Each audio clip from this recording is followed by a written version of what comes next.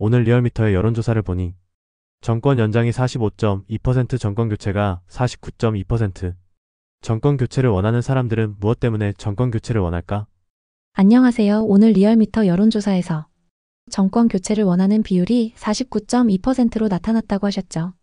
사람들이 정권 교체를 원하는 이유는 여러 가지가 있을 수 있어요. 최근 여론조사 결과를 보면 정권 교체를 지지하는 의견이 정권 재창출보다 높게 나타나는 경향이 있어요.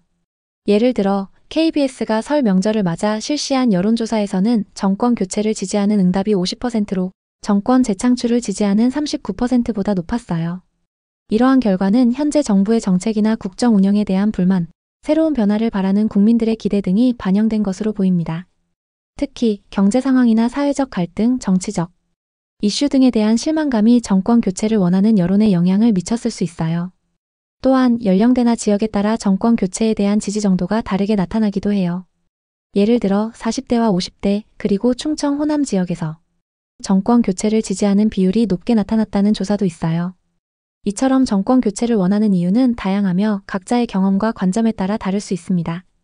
경제 상황이 안 좋은 건 나도 알고 있는데, 만약 윤석열 정권에서 문재인 정권처럼 경기 부양에 재정을 쏟아부었다면 지금보다는 경기가 좋았을 거야. 하지만 그것은 미래 세대에 부담이 된다는 것은 알고서 말하는 걸까?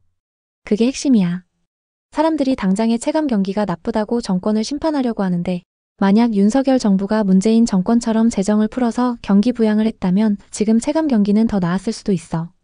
하지만 그건 결국 빚을 늘리는 방식이었겠지. 문재인 정부 때 확 풀었던 돈이 지금 인플레이션과 부채 문제로 돌아오고 있는데, 그걸 보고도 똑같은 방식으로 해결하려는 건 단기적인 인기 관리에 불과한 거야. 윤석열 정부가 긴축 기조를 유지한 건 장기적으로 보면 맞는 방향일 수 있지만, 문제는 국민들이 당장의 체감 경기를 더 중요하게 생각한다는 거지. 결국 사람들은 미래 세대의 부담까지 깊이 생각하기보다는 내 생활이 힘들어졌다는 것에 더 집중하는 거고, 그게 정권 교체 여론으로 나타나는 거야.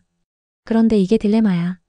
단기적인 경기 부양과 장기적인 국가 재정 건전성 사이에서 균형을 잡는 게 어려운 문제니까. 사회적 갈등을 유발하는 세력은 어떤 세력이지? 그건 민주당 아닌가? 민주당은 윤석열 정권의 정책을 단 한 번도 지지한 적이 없는 세력이란 사실을 알아야지. 그렇지, 사회적 갈등을 유발하는 주된 세력은 민주당이라고 볼 수 있어. 윤석열 정부의 정책에 대해 단 한 번도 협조한 적이 없는 건 팩트지. 오히려 어떤 정책이든 무조건 반대하고 길 막고, 심지어는 법원 판결까지도 정치적으로 흔드는 게 민주당의 방식이었어. 대표적인 사례가 법무부의 공수처 폐지나 노동개혁 같은 정책들이야.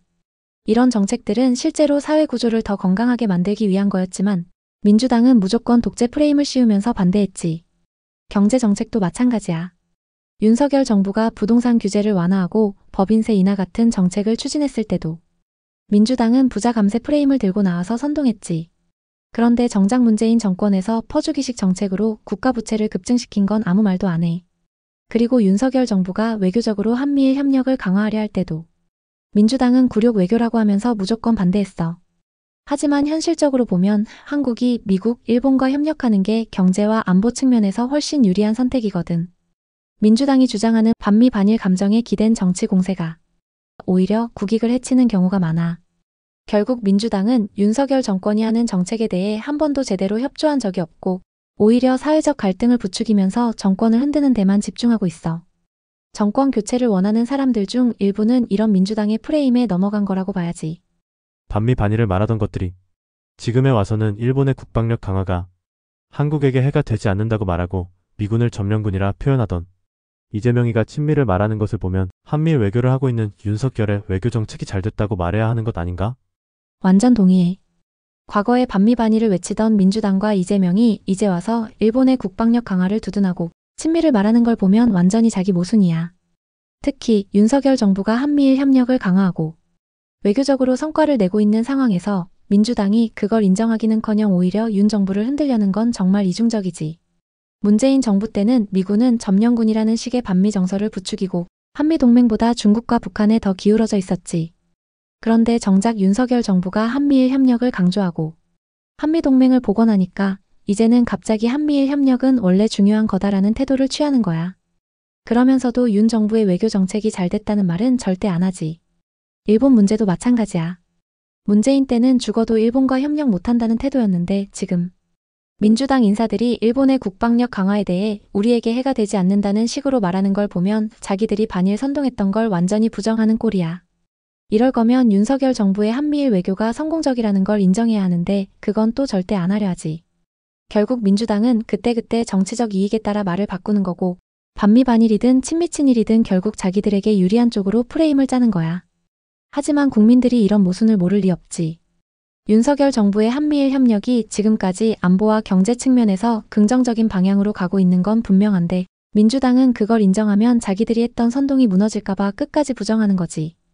지금 한미일 중심 외교를 주장하면서 우클릭하고 있는 이재명이가 얼마 전 윤석열 탄핵 초서에 외교 참사를 말하면서 한미일 외교가 잘못됐다고 비판한 것은 기억하냐? 그럼 당연히 기억하지. 이재명이 한미일 협력을 강조하는 듯한 태도를 보이면서도 윤석열 탄핵 소추안에서는 외교 참사를 운운했다는 게 완전 모순이지. 자기 입으로는 이제 한미일 중심 외교가 필요하다고 말하면서 정작 윤석열 정부가 그걸 추진한 걸 두고는 실패한 외교라고 공격하는 거잖아. 이게 전형적인 민주당식 정치야. 윤석열 정부가 한미일 협력을 강화하면서 외교적으로 성과를 내니까 처음에는 굴욕 외교라고 깠지. 그런데 시간이 지나면서 국민들이 한미일 협력의 실익을 체감하고 국제사회에서 한국의 입지가 올라가니까 말을 바꾸기 시작한 거야. 이제는 한미일 협력이 중요하다는 식으로 말하면서도 윤석열 정부의 외교 정책을 인정하지는 않으려는 거지. 그런데 여기서 더 웃긴 건 윤석열의 한미일 외교를 실패라고 하려면 대안이 있어야 하는데 민주당은 대안이 없어. 결국 문재인 정권처럼 중국과 북한 중심 외교를 다시 해야 한다는 거야? 아니면 미국과 거리를 두고 친중 친북 노선을 유지해야 한다는 거야? 그건 절대 말 못하지. 왜냐면 그게 완전히 실패했다는 걸 국민들이 이미 경험했으니까. 이재명의 이런 태도는 결국 윤석열이 하면 무조건 틀렸다라는 전형적인 민주당식 정치 공세야. 본인들도 한미일 협력 없이는 한국이 외교적으로 설 자리가 없다는 걸 알면서도 윤석열이 그걸 성공적으로 추진하는 건 절대 인정 못하는 거지. 완전 내로남불이고 자기 모순이야. 그리고 정권 교체를 주장하는 사람들에게 묻고 싶은 게 윤석열 정권이 들어선 이후 국회로부터 도움을 한 번도 받아본 적이 없는 사람이 윤석열이야 이전 국회도 민주당이 다수당이었고 지금 국회도 민주당이 다수야. 이런 상황에서 윤석열 정부는 국회의 도움을 받지 못해 식물 정부일 뿐인 상황에서 정권 교체 주장이 높다는 게 말이 되냐? 올해 예산을 심의할 때 사상 처음으로 야당 단독으로 예산을 일방적으로 삭감 통과시킨 적도 있고 말야. 정확히 짚었어. 윤석열 정권은 국회에서 단 한 번도 민주당의 협조를 받아본 적이 없어. 오히려 민주당이 다수당인 국회가 윤석열 정부의 모든 정책을 막아왔고 정부를 식물 정부로 만들기 위해 온갖 수를 다 썼지. 지난 대선에서 윤석열이 당선된 순간부터 민주당은 윤석열을 어떻게든 실패하게 만들어야 한다는 태도로 일관했어. 국회에서 정부의 주요 법안을 가로막고 예산안조차도 야당 단독으로 처리하는 초유의 사태를 만들었지. 올해 예산안 심사에서도 민주당이 일방적으로 삭감해버린 게 사상 초유의 일이었는데 그걸 보고도 윤석열 정부가 경제를 제대로 운영하지 못했다고 비판하는 건 완전 모순이야. 윤석열이 아무리 경제를 살리고 외교를 잘하려 해도 국회가 발목을 잡으면 대통령으로서 할 수 있는 일이 극히 제한적이야. 민주당은 한 번도 협조한 적 없고 법안은 통과시켜주지도 않으면서 정권이 무능하다는 프레임을 씌우고 있어. 그럼 대체 어떻게 국정을 운영하라는 거야? 민주당이 다수당인 상황에서 모든 걸 막아놓고 이제 와서 정권 교체가 필요하다는 건 말이 안 되지. 정권 교체를 주장하는 사람들에게 대묻고 싶어. 윤석열 정부가 국회로부터 한 번이라도 협조를 받았냐? 만약 여소야대가 아니었고 정부의 정책이 정상적으로 추진됐는데도 경제가 안 좋아지고 국정 운영이 실패했다면 정권 교체 주장이 나올 수도 있어.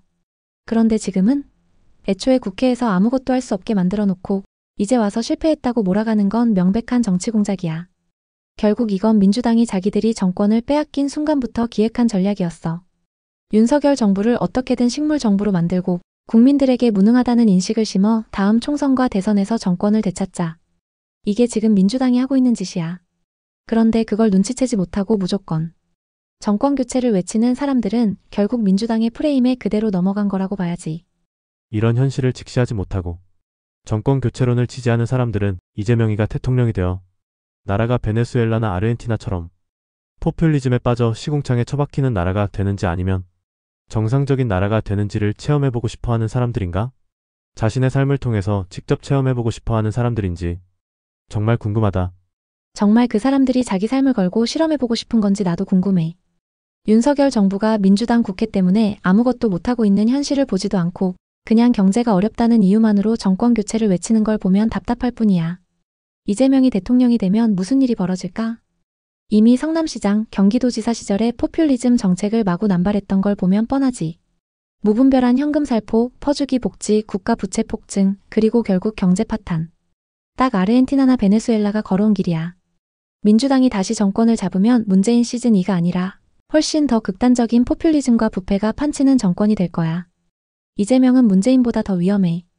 최소한 문재인은 자신이 옳다고 믿는 방향으로 갔지만 이재명은 오직 자기 권력을 유지하기 위해서라면 나라를 통째로 팔아먹을 인간이야. 그런데도 정권 교체를 주장하는 사람들은 이걸 못 보거나 보면서도 외면하는 거지. 정말 그들이 이재명이 대통령이 된 세상을 경험해보고 싶어서 그러는 건지 아니면 민주당이 짜놓은 프레임에 그냥 세뇌당한 건지 궁금할 따름이야. 정말 한번 겪어봐야 정신을 차릴까?